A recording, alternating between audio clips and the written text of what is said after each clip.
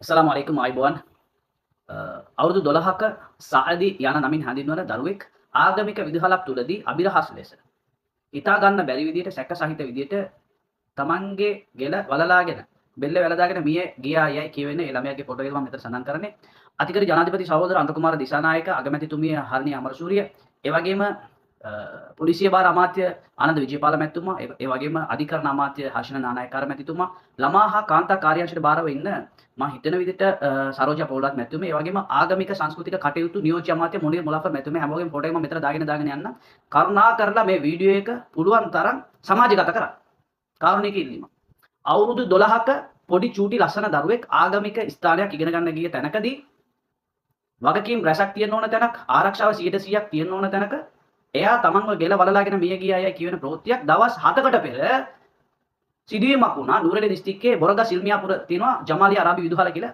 අරාබි විදුහල මේ සිදුවීම අදට දවස් 7ක් ඒ කියන්නේ 2025 නොවැම්බර් මාස 3 වන දින සඳුදා දින අලියොම කාලේ පටන් මේ සිදුවීම වෙලා අද වෙනකම් මම මේ කතා කරලා මේ පෙන්නන මේ වෙලාව වෙනකම් ජනමාධ්‍යක මුද්‍රිත මාධ්‍යක සමාජ මාලා වෙබ් අඩේ වල කිසිම දෙයක මේ ප්‍රවෘත්තිය පළ වුණේ නැහැ. ඒ කියන්නේ කාටවත් දන්නේ නැහැ. ඒ තරමට දන්නේ නැහැ කියන එක.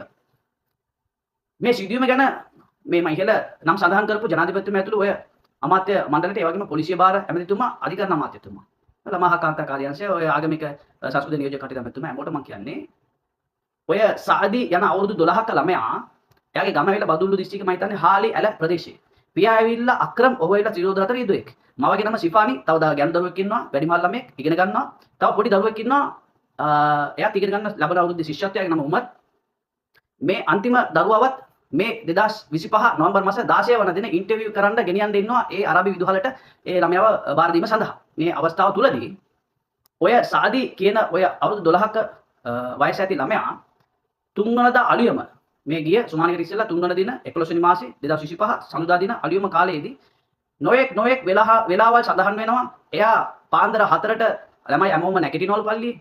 4ට නැගිට්ටාම එතන මොනිටර් වගේ ඉන්න ළමයෙක් එක්කිනවලු. එයා බාත්රූම් යනවා නාන්න කියලා කිව්වලු.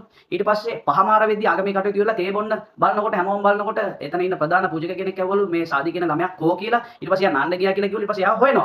ඔය තේ බොන වෙලාවේ තමයි පැය එකමාරකට පස්සේ හොයන්නේ. ඊට පස්සේ බාත්රූම් එකට නාන්න ගිහලා මේ බාත්රූම් එක දොරවල් නැතුව ඒක විවෘත එකක්. ඒකේ නැහැ එක දොරක් වහලා තියෙන ටොයිලට් එකක් කියලා. මේ ටොයිලට් එක ඇතුළට අනිත් ටොයිලට් එකකින් එබිලා බලද්දී එයා බෙල්ලේ වැලදාගෙන ඉන්නවා කියන එක දැක්කා කියලා ඒ ළමයා ඒ පැත්තෙන් ගිහලා මේ පැත්තට බැහැලා මේ දොර අගුල් ඇරලා එතන ඉන්න කට්ටියක මේ ළමයා බාලා මිය ගිහින් ඉන්නවා නම් පොඩි දරුවෙක් අවුරුදු 12ක දරුවෙක් උස ටොයිලට් එකක් එක උඩින් ස්ලැබ් එක වතුර බටයක බෙල්ලේ වැලදාගෙන ඉන්නවා කියලා කියන්නේ PVC පයිප් එක අඟල් එකමාරක් කියලා කියවෙනවා. ඒ පයිප් එක බෙල්ලේ වැලදාගෙන ඉන්නවා කියලා රොළුවේ හොතන කැලලෙන් ඔතාගෙන එයා බෙල්ලේ වැලදාගෙන ඉන්නවා කියලා තමයි දැක්කා කියලා තමයි මේගොල්ලෝ බෑවා කියලා තමයි මේ දැන් ওই සිදුවීම කතා කරන්නේ. නමුත් ඔහුගේ පියාවන ඔය අක්‍රම යන අයට හාලියට ප්‍රදේශයේ ඉන්න කෙනාට තුන්වනදා උදේ පාන්දර 6:10ට පමණ ඔය අරාබි විදුහලෙන් කෙනෙක් කතා කරලා කියනවා අක්‍රම් මේ ඔයාගේ පුතා සාදීට පොඩ්ඩක් අසනීපයි. කොන්‍යම් අවල්කු සෝමිල්ල පොඩ්ඩක් එයාට අසනීපයි ඇවිල්ලා බලලා යන්න කියන වචන කියනවා කියලා කියනවා. මේ පියා කියන එක. ඊට පස්සේ එයා පොඩ්ඩක් දුර 6:40ට එතන පිටත් වෙලා එනකොට එයාගේ වාහනේ කැඩෙනවා. වාහනේ පොඩ්ඩක් හදාගෙන රිපෙයාර් කරගෙන ඉන්නකොට නොයෙක් පැත්තෙන් ඔහුට දුරකථන ඇමතුම් වෙනවා. ඔය අරාබි විදුහලේ මේ පොඩි දරුවෙක් මැරිලා කියලා ආරංචි වෙනවා. එහෙම කියලා කතා වෙනවා. එතකොට මෙයාට පොඩ්ඩක් ටෙන්ෂන් කියලා කියනවා. ඊට පස්සේ තව ඇමතුමක් එනවා අරාබි විදුහලේ ඉඳලා මේ ඔයා එහෙමම එන්න බොරගස් අන්දියේ තියෙන පල්ලියක්. එතනට එන්න කියලා කියනවා. තව පොඩ්ඩක් කරලා එනකොට කියනවා කෙලින්ම ඔයා නුවරඑළිය රෝහලට එන්න කියලා. දැන් මම කියන්න එන්නේ ගරු ජනාධිපතිතුමා හැමෝටම කියන්නේ ඔය වසමට අය පොලිසියක් තියෙනවා. ඔය ඒ කියන්නේ සිල්මියාපුර බොරගස් ඒ ප්‍රදේශයට අයත් වසමේ පොලිසියමයි තියෙන විදිහට කැප් පැටිපොළ. ළමයේ ගෙල වලලාගෙන ඉන්නවා නම් සීදී හානි කරගෙන ඉන්නවා නම් ඒක දැක්කොත් ප්‍රථමයෙන් කියන්න ඕන තැන මොනවාද? කොයි තැනද කියන්න ඕන? පොලිසිය සඳහන් කරනවා. එහෙම දෙයක් වුණාද නැද්ද කියලා දන්නේ නැහැ.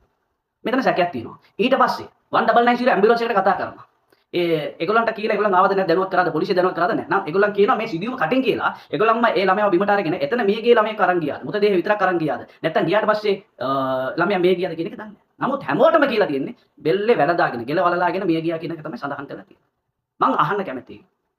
හැමෝගෙම පොඩි දරුවෙක්, චූටි දරුවෙක් වැඩි උස නැහැ. එයා පොඩි මේ මෙලපටි ළමයෙක් බෙල්ලේ වැලදාගෙන මැරුණා නම් ඒ ළමයා කරගත්තා නම් ඒ ස්ථානය මොනවාද?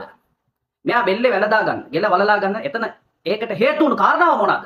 ඒක යාම කරාද වෙන කවුරු හරි කරාද කියන මේ අභිලාෂ ගොඩක් තියෙනවා. සැකසහිත ගොඩක් දේවල් තියෙනවා. පියාට කියපු වෙලාව වෙනත් මිනිස්සු එයාට වේලාසිනින්ම ඒක දැනුවත් කරනවා. ඊට පස්සේ ඉස්පිරිතාලට එන්න අතන්ට එන්න මෙතනට එන්න කියලා කියන ඊට පස්සේ ගොඩක් දේවල් මෙතන සඳහන් වෙනවා. අපි ඉල්ලීමක් කරනවා ජනාධිපතිතුමාට මේක නිකන් අරින්න එපා. ඔබතුමා මේකට ඉදිරිපත් උනේ නැත්තම් මේ පොඩි ළමයි. මේක ආගමික ස්ථානයක්.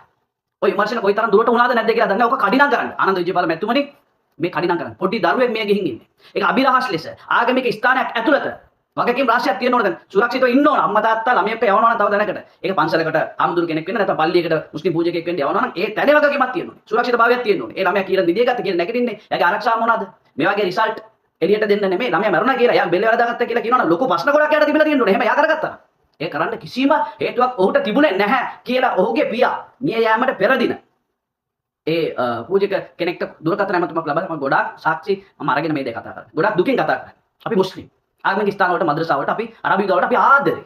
ආගමික නායකයන්ට නමුත් මෙතන යම් කිසි අභිරහසක් සැකයක් රාශියක් මෙතන මතුවලා තියෙන නිසා ඔය ආරක්ෂක පද්ධතිය අඩිපාඩුවක් තියෙනවා නම් ඒකට සම්බන්ධ වුණු කට්ටිය බලනකොට එක එක වෙලාවල් සඳහන් කරලා තියෙනවා. විශේෂයෙන් මම කියන්න ඕන ඔකට බාර වෙන්නවා ලංකාවේ අංක 1 පෙළේ මුස්ලිම් පූජක නායකයෙක් ඉන්න ඔහුගේ සහෝදරයා වුණ ඉනාම් හාජි කියලා එයා නුවර මේ ගම්පල ගෙලියෝ එළමදින ප්‍රදේශයේ. ඔහුගේ දුරකථනයේ මේ ඉරිදා දින ඊයේ දින පාන්දර මම දුරකථන ඇමතුමක් ගත්තා ඔයාගේ මද්‍රසායක ඇතුළේ බාර වෙන්න තැන ඇතුලේ පොඩි ළමයෙක් මිය ගියා කියලා ආරංචි වුණා මොනවද උනේ එදා මම කතා කරේ නෑ මම පස්සට ගහලා එහෙම ෆෝන් එක කතා කරන්නම් කියලා කිව්වා ඊට පස්සේ කතා කරේ නෑ මේ වගේ සැක සහිත දේවල් ගොඩක් තියෙනවා නමුත් ඒ පියාට නුරෙලිය රෝහල තියලා ඔය පශ්චාත් මරණ පරීක්ෂණයට යොමු වීමට පෙර ආපු ගමන්ම උදේ පාන්දර උදේ 9:10 අතර වෙලාවට ඉනාම් හාජි කියන ඒ කියන්නේ ඔය මද්‍රසායකට අයිති ප්‍රධානිය ආවිල්ලා කියනවා අපේ මද්‍රසායක ඇතුලේ මේක උනේ අපිට ලොකු දුකක් අපේ මද්‍රසායක අපේ අරාබි විදුහල බේරලා දෙන්න කියන වචන තියෙනවා යකෝ එයාගේ ළමයා මැරෙන්නේ මානසික පීඩනේ ඉන්නේ මේ ඔයාගේ ළමයා පොඩ්ඩක් අසනීප පොඩ්ඩක් ඇවිල්ලා බලන්න කියපු පණිවිඩේ මෙයා පැත්තෙන් ඇවිල්ලා ගියා අපේ මද්‍රසායක අරබි විදුහල බේරලා දෙන්න කියලා බේරලා දෙනවා නම් මොනාරි අවදානම් තත්වයක ඒ අරබි විදුහල තියෙනවද මොනාරි වැරද්දක් වුණාද එතන බේරලා දෙන්න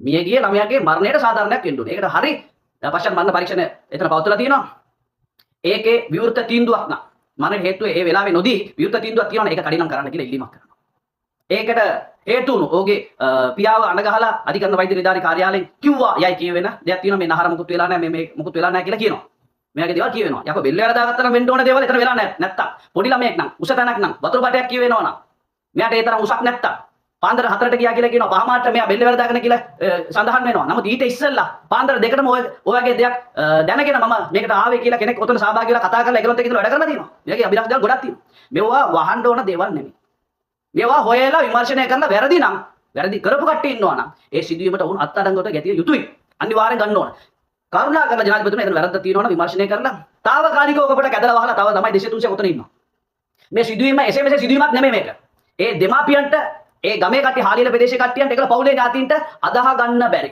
රටේ අපිට තවම මේක නිවුස් එකකට එළියට කාටවත් ආවේ නැහැ අභිරහස් ලෙස මේක එහෙමම කියලා කිය කිසිම ජනමාධ්‍යක මුද්‍රිත මාධ්‍යක සමාජ මාධ්‍ය කිසිම දෙයක මේක ආවේ නැහැ යකෝ පොඩි ළමයි බෙල්ල වැරදාගත්තා කියලා නම් කොච්චර ලොකු නිවුස් එකක්ද ඒ වගේ මේ ඒ අරබි විදුහලත් තුලදී ළමයෙක්ට වෙලා තියෙනවා. පොඩි ළමයෙක්ට වෙලා තියෙනවා. කිසිම මේ හොඩුවක් නැති, පෙරහුරුවක් නැති, ඒකට හේතුවක්ම නැති දේවල් වෙලා තියෙනවා නම් එතන වෙන මොනාරි දෙයක් වෙලා තියෙන්න පුළුවන් කියලා ඒ සැකේ පහළ වෙනව නේද? ඒ නිසා මීට පස්සේ මෙවන් දේ නොවෙන්න අරබි විදුහල් ගොඩක් තියෙනවා. එයා මුස්ලිම් වේවා, මුස්ලිම් නොවන වේවා මේ ආගමික ඉගෙන ගන්න පොඩි දවල් එතන ගෙනින්න පොඩි දරුවන්ට දෙන්නේ ඒ ආගමික ඒ සම්ප්‍රදායට අනුව ලස්සන ඒ ළමයා අපි හැඩ ගන්න. නමුත් ඒ ළමයා පණ පිටින් ඉන්න එපා. මේ සාධාරණයක් වෙන්න එපා. මේ කියන මරණයට හේතුව සාධාරණ විය යුතුනේ. කවුරු හරි වැරද්දක් කරලා ඒකේ ළමයාගේ උනේ දාලා එතනින් මකලා දාන්න උත්සාහ කරනවා නම් ඒගොල්ලන් නීතිය බාරට ගන්න. ගන්න ඕන කට්ටිය අරන් අත්අඩංගුවට අරන් විමර්ශනය කරන්න. කියලා ඒ කාරණේක ඉල්ලීම කරන මේ සාමාන්‍ය ප්‍රවෘත්තියක් නෙමෙයි මම මේ සමාජගත කරන්නේ. ගොඩාක් දුරට මේ ගැන කතා කරලා හොයලා බලලා දෙමාපියන්ට එක්ක කතා කරලා බැරිම තරම් තමයි මම මේ ජනාධිපතිතුමා අගමැතිතුමිය ඒ වගේම අධිකරණ අමාත්‍යතුමා පොලිසිය බාර මේ ඇමතිතුමා ආනන්ද මේ ඇමතිතුමා විජේපාල මැතිතුමා ඒ වගේම මුරිය මුලප්පර නියෝජ්‍ය අමාත්‍යතුමා මේ ළමා කාන්තා කාර්ය සමිතිතුමිය ඔයාලා හැමෝම ඉල්ලන්නේ මීට පස්සේ මේ ලංකාව ලස්සනට ගෙනියන්න ඕනේ නම් හැමෝගෙම පණ බේරගෙන ඒ මරණයක් වෙනවා නේ මරණේ සාධාරණ හේතු සැකසහිත දේවල් නැතුව ඒ අරන් දෙන්න ඕන. පව් ඒ ළමයි. තව පණ පිටින් ළමයි එතන ඉගෙන ගන්නවා. මේ වගේ ගොඩාක් අරබි විදුහල් තියෙනවා. ඒ හැමදේම වෙන්න දෙන්න බෑ. සායින්ද මර දුරක් මෙවැනි සිදුවීමක් වුණා. ළමයට ගහලා ඒ ළමයා බෙල්ල වැරදාගත්තා කියලා ඊට පස්සේ බලනකොට එයා ගහලා මරලා ඉල්ලලා. ඒක වෙන්න දෙන්න බෑ.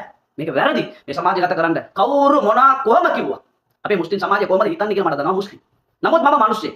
මිය ගිය පොඩි දරුවෙක් මට දරුවෙක් ඉන්නවා. ඒ ළමයා එහෙම කරන්න පුළුවන් දරුවෙක් නෙමෙයි කියන එක තමයි හැමෝම කියන්නේ. හොඳ ළමයි. පොඩි ළමයි, ලස්සන ළමයි.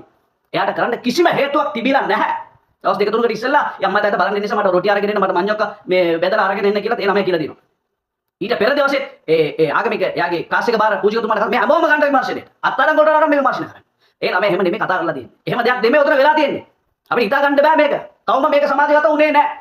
මේකට හරියම පිළියමක් මේකට හම්බුනේ නැහැ. 100ට කෝටියක් මේක සැකයි. කැපටිපල පොලිසිය අධිකරණ වෛද්‍ය නිලධාරී කාර්යාලයේ ඒ හැමෝගෙම මහත්තුරුන්ගෙන් ඉල්ලන්නේ පොඩි දරුවෙක්. උඩ කවුරු සහභාගී වුණා? කුමන දේවල් එතන පහළ වුණා? ඒ දෙමාපියන් එතන ඉන්න ළමයි විතරක් නෙමෙයි ඒ අරබි විදුහල තව ළමයි ගොඩක් ඉන්නවා. ඒ වගේ ගොඩක් දේවල් තියෙනවා අපේ ලංකාවේ. ඒ හැමෝම බේරගෙන මේ පද්ධතිය හරි කරගෙන අපි යන්න ඕනේ. ඒ නිසා කාරුණික ඉල්ලීම ජනාධිපතිතුමා ඇදුවා හැමෝගෙම ඉල්ලුවා. හැම නිලධාරියෙක්ගෙම ඉල්ලුවා. කරුණාකරලා මේක සමාජගත කරලා මේ සාධාරණ අරන් දෙන්න ඒ ළමයාට. පව් ඒ ළමයා. ගොඩාක් ස්තුතියි. අස්සලාමු අලයිකුම්.